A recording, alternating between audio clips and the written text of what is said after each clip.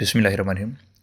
आज हम डिस्कस करेंगे कि सीएसएस प्रिपरेशन के लिए वोकैबुलरी बिल्डिंग क्यों ज़रूरी है। जैसा कि हम सब जानते हैं, किसी भी एस्पिरेंट को सीएसएस क्लियर करने के लिए 12 सब्जेक्ट्स को पास करना होता है और उनमें से 10 सब्जेक्ट्स तो ऐसे हैं जिन्हें कोई भी एस्पिरेंट जो है वो ईज़िली पास कर सकता है। लेकिन सीएसएस को पास करने के लिए जो सबसे ज़्यादा क्रिटिकल सब्जेक्ट्स जाने जाते हैं, उनमें से एक तो है इंग्लिश प्रेसी और दूसरा है इंग्लिश एसे। किसी भी एस्पिरेंट को इंग्लिश ऐसे पास करने के लिए 2500 के राउंड अबाउट जो है वो हैंडसम वर्ड्स का एक अच्छा कलेक्शन चाहिए होता है, जो कि इसी सूरत में पॉसिबल है जब हम डेली बेसिस पर अपनी वोकैबुलरी वगैरह मेंटेन करेंगे। वोकैबुलरी मेंटेन करने का तरीक़ाकार मैं आपको बाद में बताता हूँ। सबसे पहले मैं आपको ये बताता चलूँ कि आपने वोकैबुलरी मेंटेन कैसे करनी है, आपने अपनी जो है वो रीडिंग कैसे डेवलप करनी है। तो रीडिंग हैबिट को डेवलप करने के लिए आप सबसे पहले इस तरह करेंगे कि आप डॉन न्यूज़पेपर लेंगे। डॉन न्यूज़पेपर जो है वो आपने डॉन न्यूज़पेपर को पढ़ना कैसे है, इसमें सबसे पहले आपने आ जाना है ओपिनियन के ऊपर। डॉन न्यूज़पेपर का जो ओपिनियन वाला पेज है, इसमें ओपिनियन और एडिटोरियल दिए जाते हैं। अब मैं आपको दिखा for the sake of argument दिखा रहा हूँ कि ये ओपिनियन है और ये दूसरा ओपिनियन है। इसी तरह से आप नेक्स्ट मूव करेंगे तो इसमें दो ओपिनियन मज़ीद दिए गए हैं, ये दो ओपिनियंस और हैं। और इसके अलावा अगर हम एडिटोरियल की बात करें तो इसमें ये जो है वो एडिटोरियल दिया जाता है, अफ़गान फ्लेयर अप जैसे ये एडिटोरियल है। आगे निगलेक्टिंग फूड सेफ्टी, और थर्डली आगे जब हम मूव करेंगे तो कौन जॉब्स। तो फ़र्स्ट ऑफ़ ऑल हम बात करते हैं कि ये हमारे पास जो एडिटोरियल आ गया और ओपिनियन आ गया। हमने सबसे पहले करना क्या होता है, हमने डेली बेसिस पर एक जो है वो एडिटोरियल एडिटोरियल रीड करना होता है। और एडिटोरियल रीड करने के बाद उसमें हमने जो है वो डिफ़िकल्ट वर्ड्स को अंडरलाइन करना है। आपने डेली बेसिस पर एडिटोरियल को रीड करना है। रीड करने के बाद आपने डिफ़िकल्ट वर्ड्स को अंडरलाइन करना है, लेकिन आपने ये बात याद रखनी है कि आपने मैक्सिमम 4 वर्ड्स को अंडरलाइन करना है।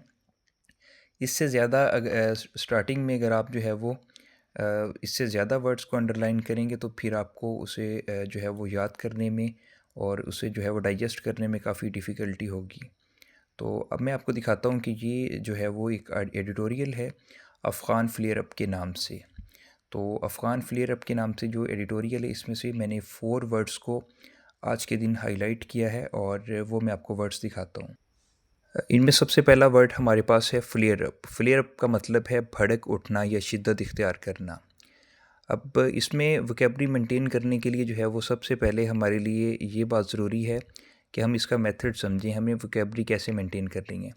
वोकैबुलरी मेंटेन करने का सबसे बेस्ट रूल ये है कि आप वो वर्ड लिखें, उसके साथ उसका उर्दू मीनिंग लिखें।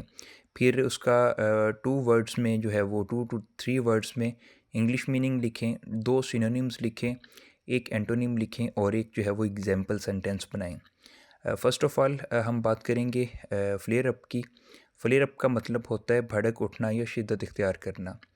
फ्लेयर अप का इंग्लिश मीनिंग अगर हम देखें तो हम इसे कह सकते हैं कि सडनली एरप्ट। इसके सिनोनिम्स में इंटेंसिफाई या एस्केलेट करना, एंटोनिम में सबसाइड। इसका एग्जाम्पल सेंटेंस देखें, tensions flared up between both countries after the border incident.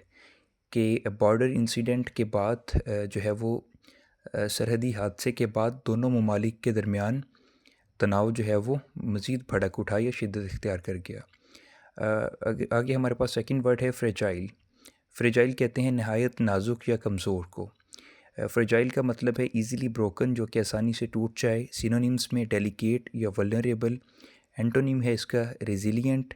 और एग्जाम्पल सेंटेंस है, अ fragile political system can not withstand continuous internal conflicts. यानी एक नाजुक सियासी निज़ाम जो है वो मुसलसल अंदरूनी तनाज़ात को बर्दाश्त नहीं कर सकता। इसी तरह से हम नेक्स्ट आ जाते हैं अपने थर्ड वर्ड पर, वो है हॉस्टिलिटीज़। हॉस्टिलिटीज़ का मतलब होता है दुश्मनियाँ या झड़पें। इसका मीनिंग है एक्ट्स ऑफ वारफेयर। सिनोनिम है कन्फ्लिक्ट और वारफेयर।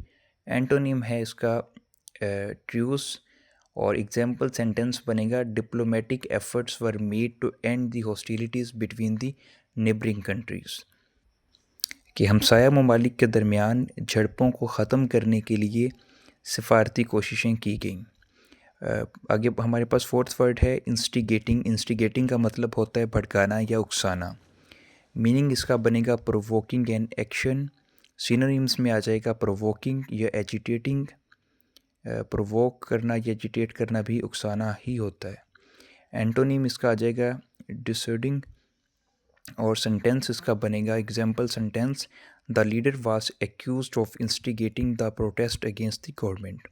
तो आप एग्जाम्पल वर्ड जो है वो एग्जाम्पल सेंटेंस इसका जो है वो कोई भी अपने से बना सकते हैं। तो ये आज के हमारे 4 वर्ड्स हैं। आप जो है वो इन्हें अच्छी तरह से पढ़ें और इन्हें अपनी मेमोरी में जो है वो सेव करें और अपने एग्जाम्पल सेंटेंस में और डेली रूटीन की अपनी कन्वर्सेशन में इन्हें यूज़ करें। तो ये आपके लिए बहुत ज़्यादा बेनिफिशियल साबित होंगे।